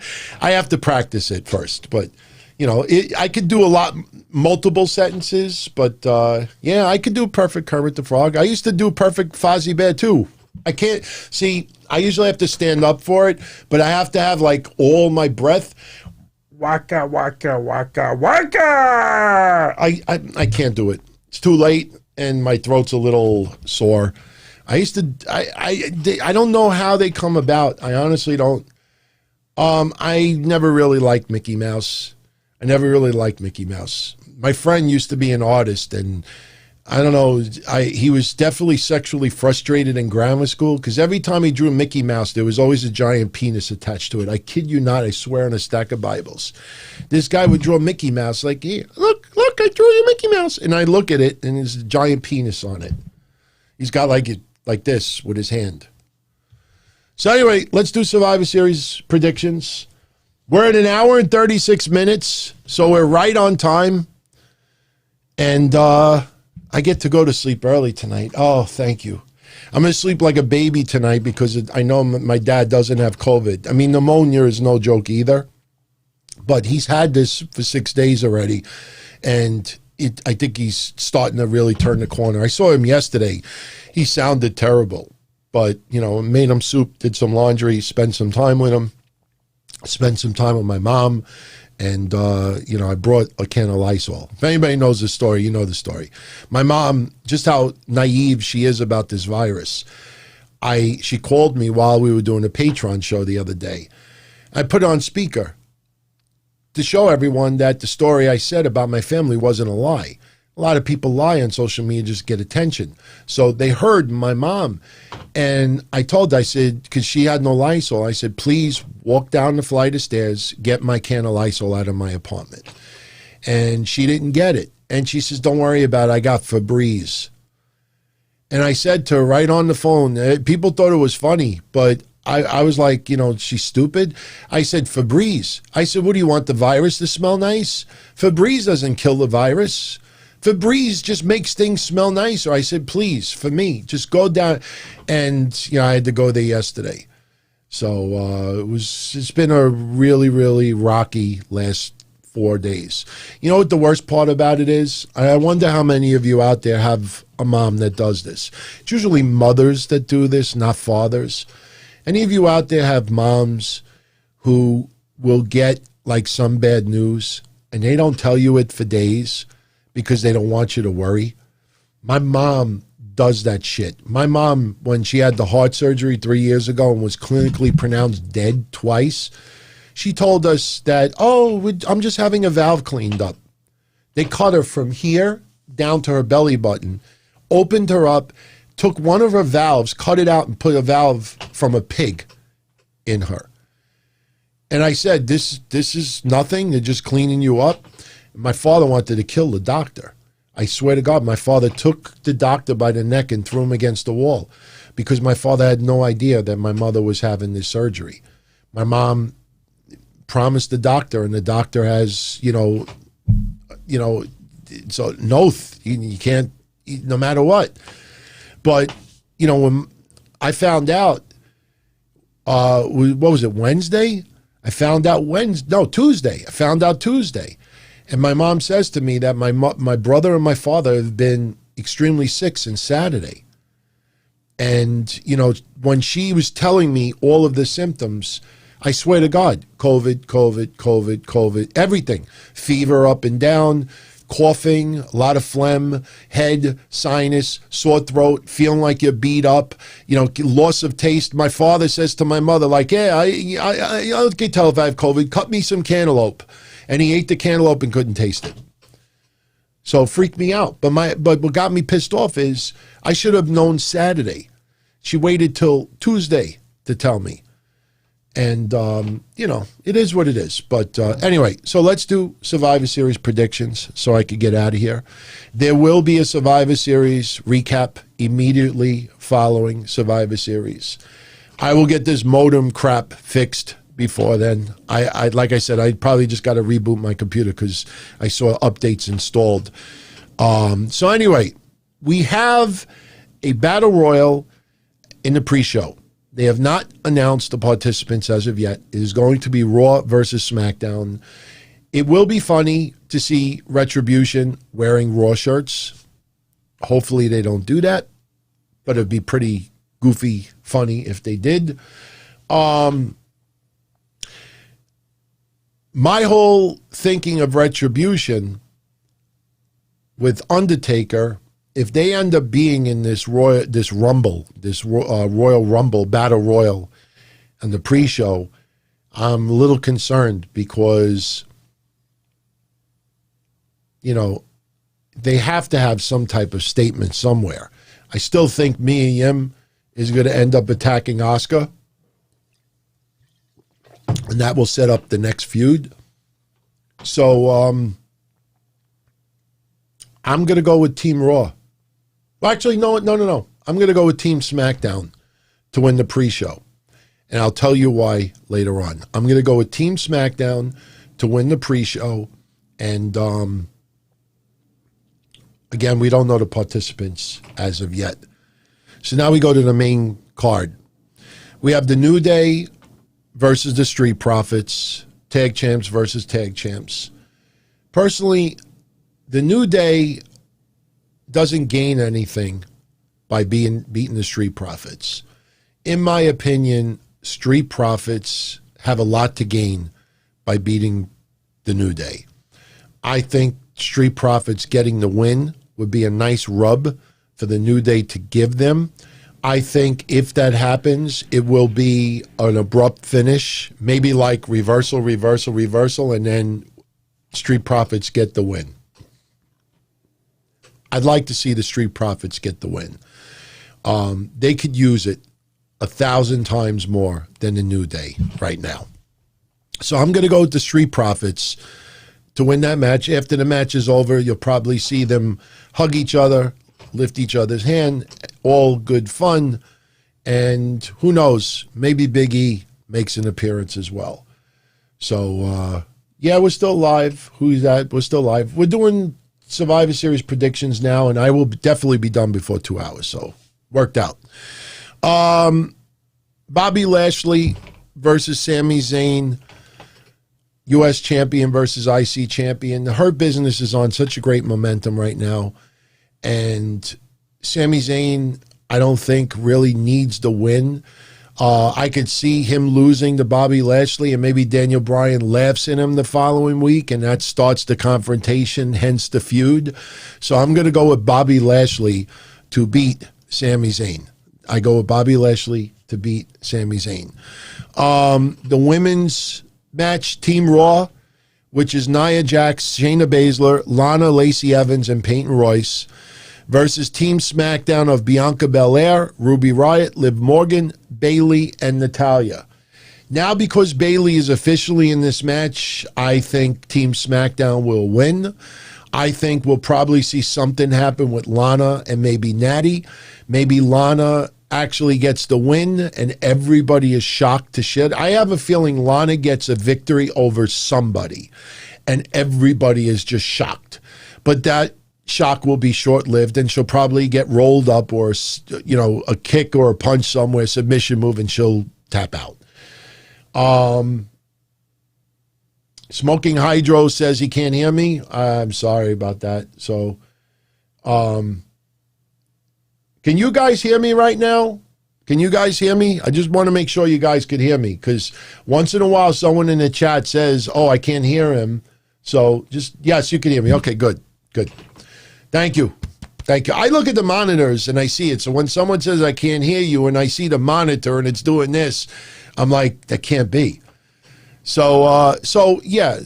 So I think with the women's side, look, you can't have the men's team and the women's team both win their brands. I personally think either Bianca Belair or Bayley, or maybe both of them, would be the sole survivors. I could see Shayna Baszler and Nia Jax getting into some type of clusterfuck finish. We already know the stuff with Lana. Peyton Royce or Lacey Evans, one of those two are going to get a very quick loss. They may beat someone and then get pinned immediately after. So I'm going to go with Team SmackDown to win that match.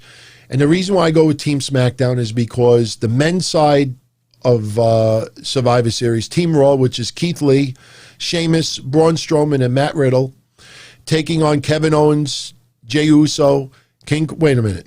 Am I leaving someone out? AJ Styles, Keith Lee, Sheamus. Okay. AJ Styles, Keith Lee, Sheamus, Braun Strowman, and Matt Riddle versus Kevin Owens, Jey Uso, King Corbin, Seth Rollins, and Otis.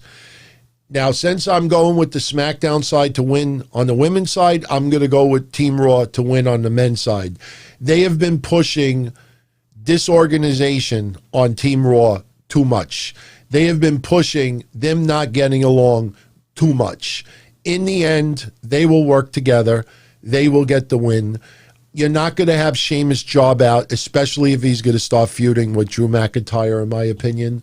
So, I don't know, Mystery, if Otis is a weak link. Corbin, yeah, they have done nothing with Corbin. And I don't think anybody's complaining. Otis, they're rebuilding. Now, it's still very new, but they're starting to rebuild Otis. So I'm going to go with Team Raw to get the win. So we got a split on that side. Asuka, Raw Women's Champion versus Sasha Banks, SmackDown Women's Champion. I think pun intended, there will be retribution for Asuka. If you notice tonight, Sasha Banks comes out for... By the way, wasn't that odd? You had Murphy win. The Mysterios all happy in the ring. And Rollins is all like on his ass, half knocked out. And Sasha Banks music hits. I'm like, is she part of this segment? And then they go to commercial. Like they were rushing it. Did anybody notice that tonight? I was like, man, who the fuck thought that was smart? But what happened was Sasha Banks hits the ring and she's talking about Survivor Series. Then Asuka comes out. And again, you could tell that Asuka really can't carry an English conversation as much as people think. And everything Sasha was saying about winning, Asuka was cutting catchphrases, promos. Oh, you didn't know, now you know. She was doing the New Age Outlaws. She did her own. What was the other one that she did? Did she do D-Generation X? Well, there was one other one that she did also. But she kept cutting catchphrases. Sasha was being serious, and Asuka was just being extremely goofy about it. It was funny. Don't get me wrong. I enjoyed the segment. Oh, you're not the boss of me? I think, oh, yeah, John Cena, you can't see me. And Sasha's like, yes, I can see you. And I was like, that kind of sucked. But look, Asuka was very funny in this. But Carmella attacked Sasha from behind. Right before that, Sasha took her shoes off and was ready to go at it with Asuka. She gets attacked by Carmella. Carmella puts her upside down, the tree of woe, in the corner. And Carmella, knocks her in the face. Carmella leaves the ring. Sasha is still tied up upside down. And during the whole time, Asuka's in the middle, in the ring on the side like this. Just like watching, staring. She didn't try to help Sasha. She didn't try to hurt Sasha either. And I think the same thing is going to happen to Asuka on Sunday. I think Mia Yim is going to attack Asuka. And I think Sasha Banks, after Asuka just letting Carmella do what she wants, I think Sasha Banks will not do anything about it. And I think Sasha Banks will get the win on Asuka. And that will set up the feud of Mia Yim versus Asuka. So I'm going to go with Sasha Banks winning that match. That leaves Drew McIntyre versus Roman Reigns. Personally, Roman Reigns can't lose. Can't lose. The way his character is, it can't even be a roll-up. They did that with Drew and Randy Orton once, if you remember. The first match I think they had, it was a very cheap win on a pay-per-view, and I was like, are you kidding me? I hope to God they don't do that Sunday. I don't want to see Roman Reigns lose by a cheap roll-up or something like that. I personally think Drew McIntyre, they can go the no contest route, but I think, especially under the circumstances, there should be some concise winner in this. I personally think when it comes to interference, Drew McIntyre can lose. Who is going to interfere to cause Roman Reigns to lose? If you really think about it. You're not going to have the Usos turning on Roman Reigns right now. Kevin Owens is going to be on NXT doing commentary. So I don't know what that means as far as Saturday. But I personally think that if they're going to do this with Sheamus, it'd be very interesting to see if Sheamus comes out with Drew, or if Sheamus, at the beginning of the match, or if he shows up later on.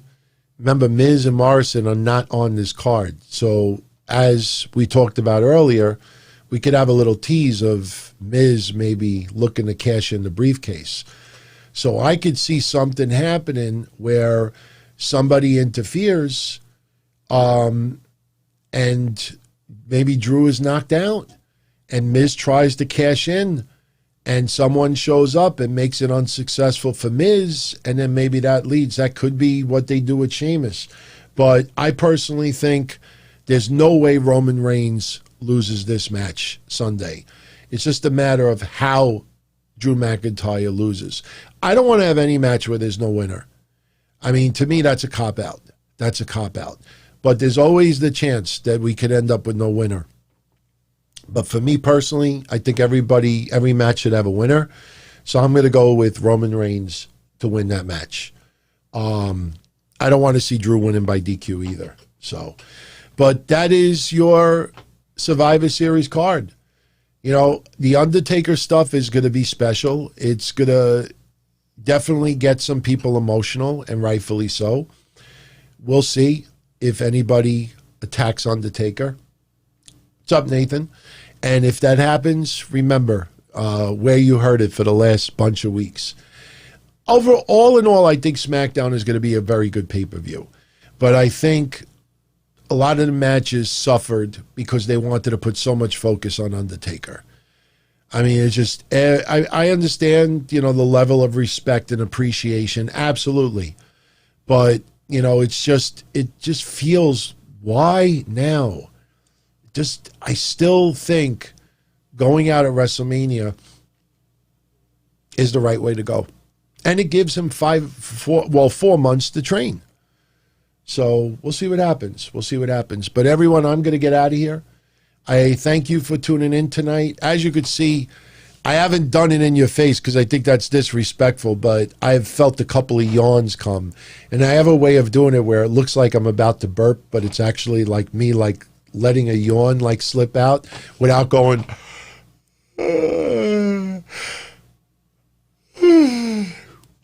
No, I really yawned. So I am going to crash for the night. So I know some of you are asking if we're going to game Saturday night on Discord. Absolutely, man. Jackbox, Among Us. Yeah, probably start around 9:30 p.m. So if you enjoyed tonight's show, I'd appreciate if you give it a thumbs up before you jet out. And if you haven't subscribed to the channel yet, please do. Because as soon as we hit that 20,000 mark, you know, me and Mish, we're going to blow up some stuff on this show. We're going to have some big fun. So, and you'll always be notified. Remember, I think Monday, provided I don't lose my voice, but Monday afternoon, I'll be recording the next Q&A. So I thank everybody who sent in questions. And you still have some time. But Monday afternoon will probably be the day that I do the Q&A. So it's going to be a pretty hectic week when you think about it. Survivor Series Sunday, Q&A Monday, Breakfast Soup Monday, Breakfast Soup Patreon Tuesday, Wednesday Night Don-O-Mite Wednesday. Then it's 5 days of vacation. So, all right, everybody. Ken, Sam, Brony, Jody, Austin, Neil, Smoking Hydro, Ken, Brony FN, James Edward, Hulkster, brother, Mystery Man Lion, and everyone else. Have a great night. Much love as always. I'll catch you all Sunday. I'm going to talk to Mish tomorrow to see if he'll be joining me Sunday. If not, he'll definitely be joining me Monday, and we will have fun. And I thank you all for your support. Much love. And I'm sorry we couldn't stream that video. I'm really sorry. Like I said, this connection, I got to reboot the computer, but I promise you Monday. And if you can't wait, go to Twitter at Don Tony D. Good night. Or you can go to my TikTok. It's on TikTok. I forgot. I said it earlier, but I set up TikTok today. Don't ask me why, but I did. It's Don Tony D. Same as my Twitter. Good night, everybody. Be well. Stay safe. Much love. Ciao.